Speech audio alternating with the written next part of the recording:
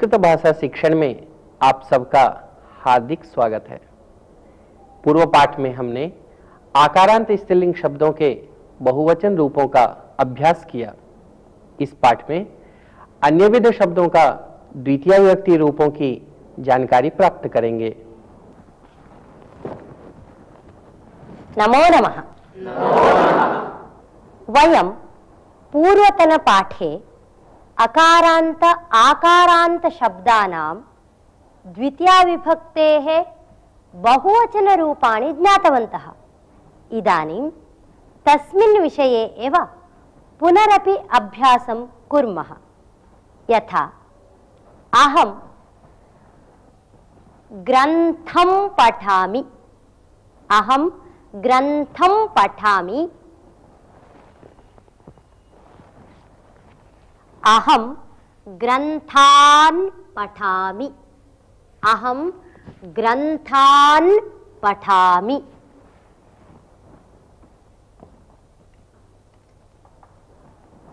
सुधाखण्डं स्वीकरोमि, सुधाखण्डान् स्वीकरोमि, सुधाखण्डं सुधाखण्डान्, ग्रन्थं ग्रन्थान्, छात्रं छात्रान्। वयमिदानीम् एकम् अभ्यासं कुर्मः। अहं ग्रन्थं पठामि इति वाक्यं वदामि।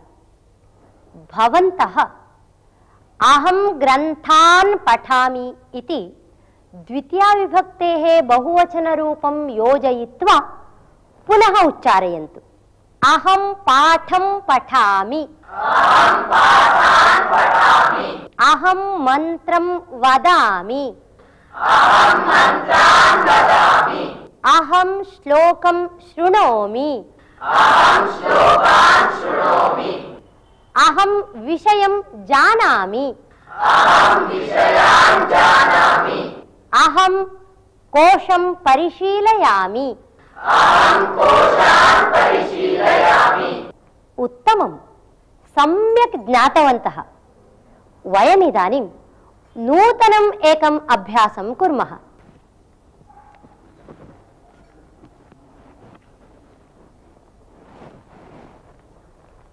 वयमिदानीम् एकं मृगालयं गच्छामः। तत्र किं किं वयं पश्यामः इति एकम् अभ्यासं कुर्मः। तत्र के प्राणिनः सन्ति इति अत्र तेषां नामानि सन्ति।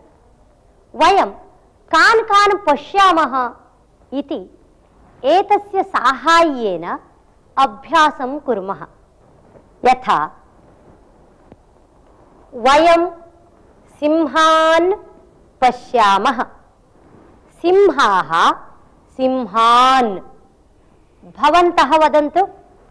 वयं सिंहान् पश्यामः। भल्लूकाः, वयं भल्लूकान् पश्यामः। व्याघ्राः, वयं व्याघ्रान् पश्यामः। सर्पाः, वयं सर्पान् पश्यामः। वानराः, वयं वानरान् पश्यामः। गजाः, वयं गजान् पश्यामः। गर्दभाः, वयं गर्दभान् पश्यामः। भवन्तः इदानीं वाक्यानि वदन्तु यत्र द्वितीया विभक्तिरूपाणि भवेयुः। भवती वदतु। बिडालः मूषकान् खादति। उत्तमम्। कृषिकः वृक्षान् छिनत्ति। पुनः वदतु। छिनत्ति। कृषिकः वृक्षान् छिनत्ति। अहं दीपान् नयामि। उत्तमम्। अहं मोदकान् खादामि। अहं चाकलेहान् ददामि। अहं हारान् आनयामि। उत्तमम्। अहं दन्तान् प्रक्षालयामि। अहं शिक्षकान् पृच्छामि। उत्तमम्। अहं मृगान् पश्यामि। भक्तः देवान् नमति। उत्तमम्। वर्णकारः वर्णान् लेपति। लेपयति। वर्णकारः वर्णान् लेपयति। अहं श्लोकान् शृणोमि। अहम् आसन्दान् स्थापयामि। कुम्भकारः घटान् करोति। अहं सुधाखण्डान् क्रीणामि। उत्तमम्। अहं ग्रन्थान् स्थापयामि। सेवकः चषकान् प्रक्षालयति। उत्तमम्।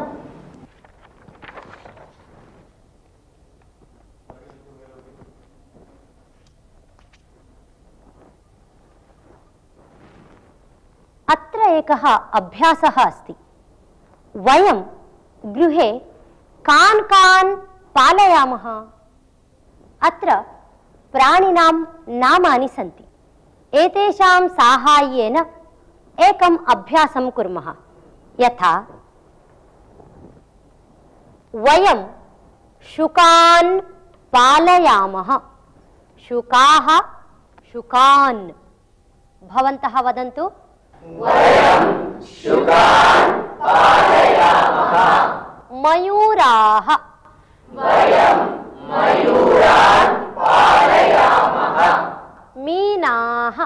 वयं मीनान् पालयामः। वृषभाः। वयं वृषभान् पालयामः। शशाः। वयं शशान् पालयामः। अश्वाः। वयं अश्वान् पालयामः। कपोताः। वयं कपोतान् पालयामः। बिडालाः। वयं बिडालान् पालयामः। उत्तमम्। भवन्तः सर्वेपि पुल्लिङ्गविषये द्वितीयाविभक्तौ कथं रूपाणि भवन्ति, कथं प्रयोगः करणीयः इति सम्यक् ज्ञातवन्तः। इदानीम् अन्यम् एकम् अंशं जानीमः। ध्वनिमुद्रिकाः। ध्वनिमुद्रिका ध्वनिमुद्रिकाः। अहं ध्वनिमुद्रिकाः स्थापयामि।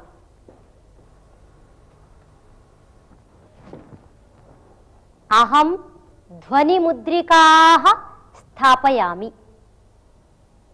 सहने आगच्छतु।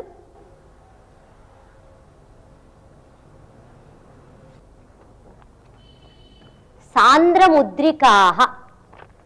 सान्द्रमुद्रिकाः नयतु। सहना काः नयति? सहना सान्द्रमुद्रिकाः नयति। उत्तमम्। अहं पठामि।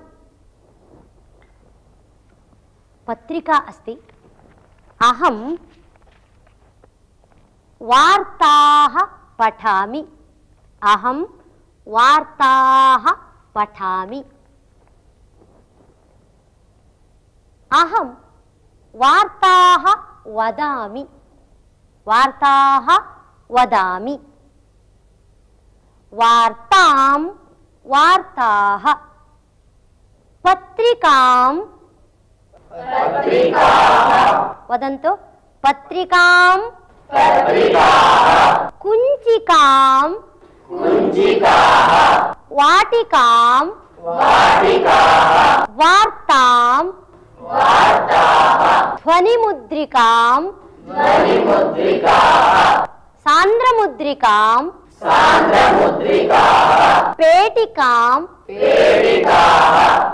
इदानीं भवन्तः एतादृशानि वाक्यानि वदन्तु। यथा अहं वार्ताः शृणोमि। वदतु। अहं ध्वनिमुद्रिकाः पश्यामि। उत्तमम्। अहं कुञ्चिकाः आनयामि। सम्पादकः विज्ञापिकाः मुद्रापयति। उत्तमं। पुनः वदतु। सम्पादकः विज्ञापिकाः मुद्रापयति। उत्तमम्। अहं पेटिकाः उद्घाटयामि। अहम् अवकरिकाः क्षिपामि। उत्तमम्। अहं सान्द्रमुद्रिकाः ददामि। समीचीनम्। अहं सान्द्रमुद्रिकाः स्वीकरोमि। अहं सान्द्रमुद्रिकाः स्थापयामि।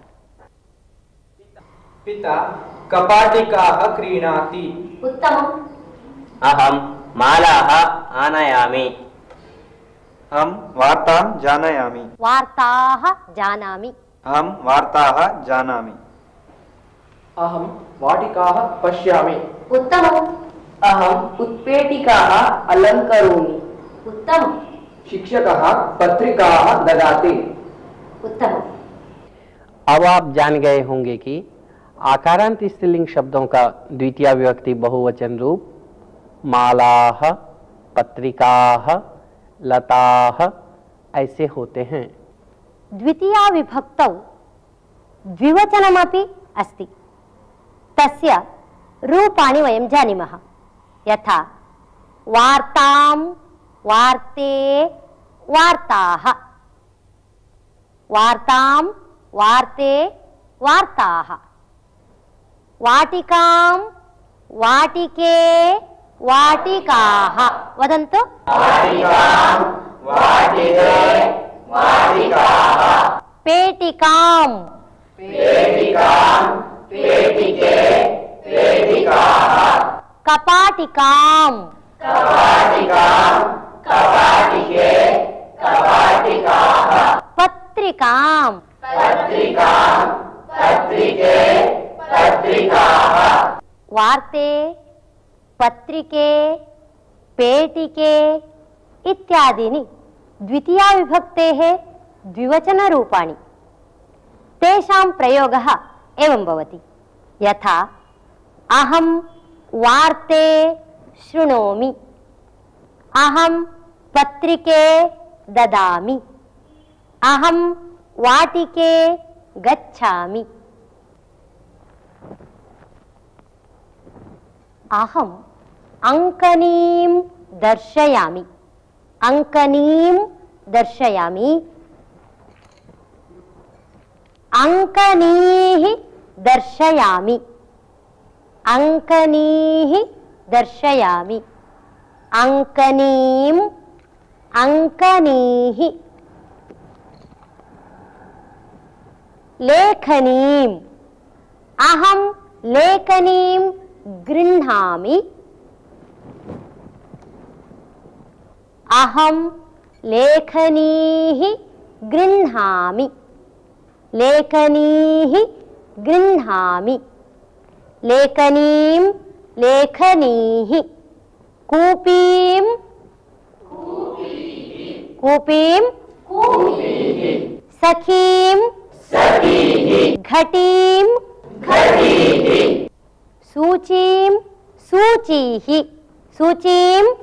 सूचीं, चालनीं, वेल्लनीं, दर्वीं, कर्तरीं, वेल्लनीं। अत्र वेल्लनीः, कर्तरीः इत्यादीनि रूपाणि द्वितीया विभक्ति बहुवचन रूपाणि। एतेषां प्रयोगः एवं भवति। यथा अहं सूचीं क्रीणामि। अहं सूचीः क्रीणामि। सूचीः क्रीणामि। अहं दर्वीः स्थापयामि। अहं सखीः आह्वयामि। एवं प्रयोगः भवति। सूचीं,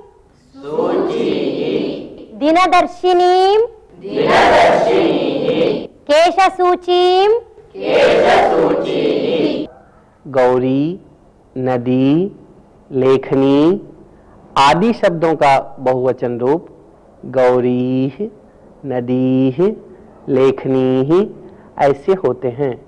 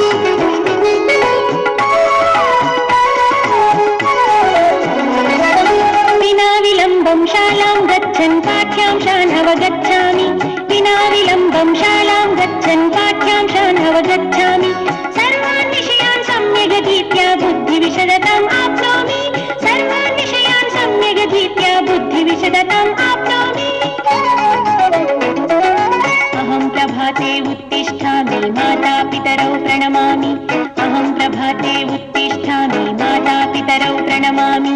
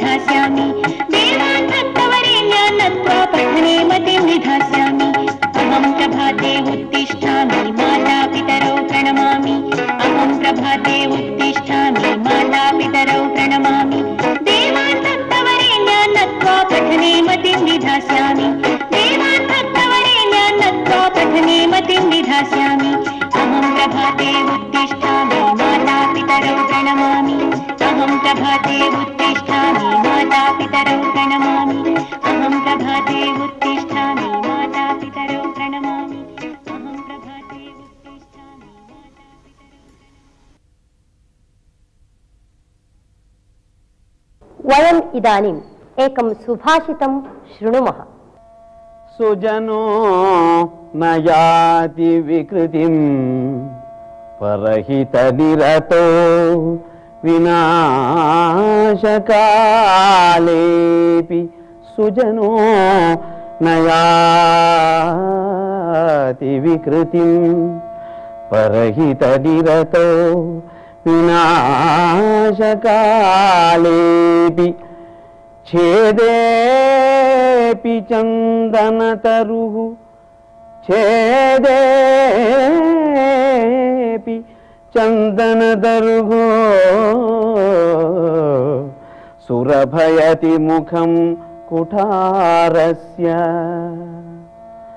सुजनो न याति विकृतिं परहितनिरतो विनाशकालेऽपि छेदेऽपि चन्दनतरुः सुरभयति मुखं कुठारस्य मुखं सुरभयति